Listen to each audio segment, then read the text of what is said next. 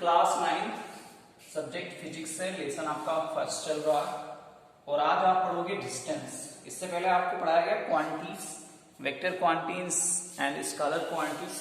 तो आज आपको पढ़ना है डिस्टेंस। डिस्टेंस मीन्स होता है दूरी। अगर हिंदी में बात करें तो इसका मतलब होता है दूरी, और आपने जानते हो दूरी क्या होती है, डिस्टेंस क्या होती है। अगर डिफिनीशन की बात करें तो डिफिनीशन का मतलब होता है the total path length covered by an object is called the distance covered by that object। जो भी हमारा ऑब्जेक्ट है उसने जितना भी पथ जो है ट्रेवल किया है, ठीक है, जितना भी पथ कवर्ड किया है वो कंप्लीट पथ जो होगा वो डिस्टेंस कहलाएगा। क्या कहलाएगा? डिस्टेंस कहलाएगा। क्लियर हुई बात? Is known as distance. The total path length covered by an object is called distance covered by that object. ठीक है, तो इसको मतलब होता है डिस्टेंस। जैसे आप अपने घर से स्कूल आते हो तो घर से स्कूल आने में आप डिस्टेंस ट्रेवल करते हो।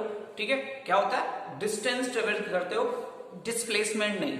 डिस्प्लेसमेंट नहीं। इसके बाद पढ़ोगे डिस्प्लेसमेंट। ठीक है, डिस्प्लेसमेंट जब पढ़ पाओगे तभी समझ में आएगा डिस्टेंस होता क्या है। तो जो भी आप जो पथ है वो कवर्ड करते हो, वो सभी टोटल जो पथ होता है उस पथ को हम डिस्टेंस कहते हैं। क्या कहते हैं? डिस्टेंस कहते हैं। जैसे आप अपने घर से चले, ठीक है, मान लीजिए आपका घर यहाँ पे है और आप यहाँ से चलना स्टार्ट हो तो ऐसे घूम घाम के पहुंचोगे अपने घर। तो ये जो आपने डिस्टेंस तय की या जो आपने पथ कवर्ड किया है वो डिस्टेंस कहलाएगा, डिस्प्लेसमेंट नहीं।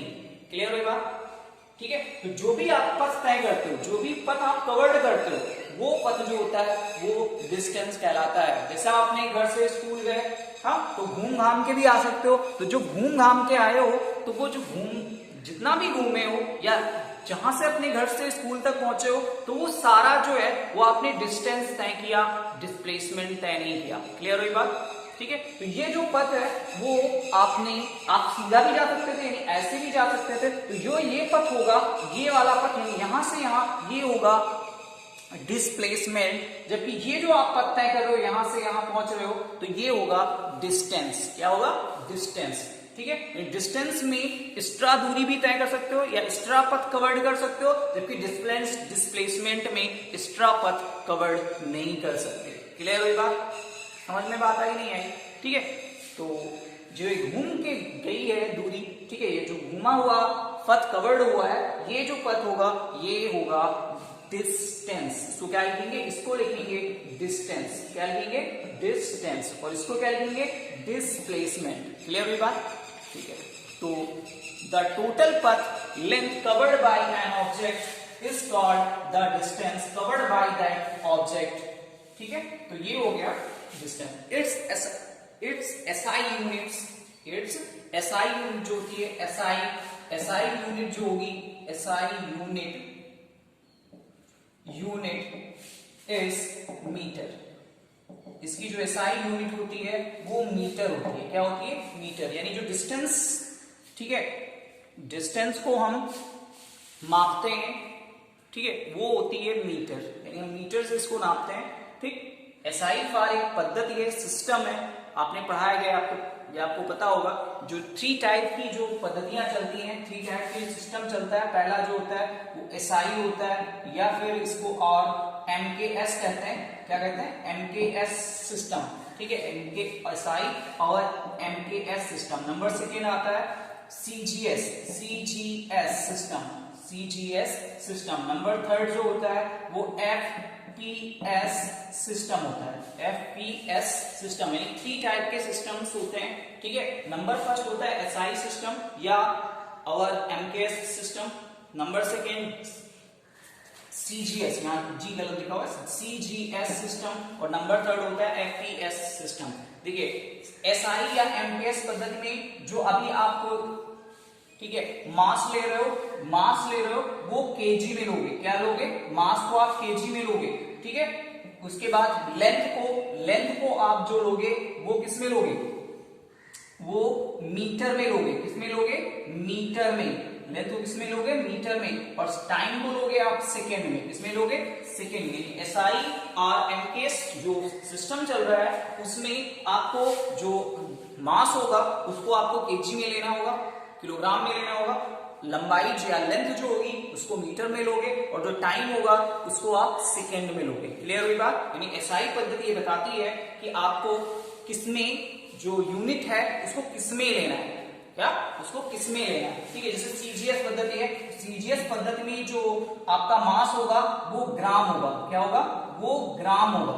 मास किसमें लोगे आप, हमेशा ध्यान रखना, अगर CGS पद्धति है आपको मास जो है वो ग्राम में लेना है, ठीक है, और जो लेंथ है उसको आपको सेंटीमीटर में लेना है, किसमें लेना है, सेंटीमीटर। यानी अगर आपको CGS पद्धति की बात करनी है तो अगर आपने मास को आपने ग्राम में ले रखा है तो जाहिर सी बात है आप लेंथ किसमें लोगे, सेंटीमीटर में लोगे, मीटर में नहीं लोगे। ये बताया जाता है आपको, इससे पहले कक्षा क्लास 7, 8, 6 में बताया गया होगा कि आपको 3 प्लांट जो 3 सिस्टम है उनके बारे में आपको समझाया गया होगा।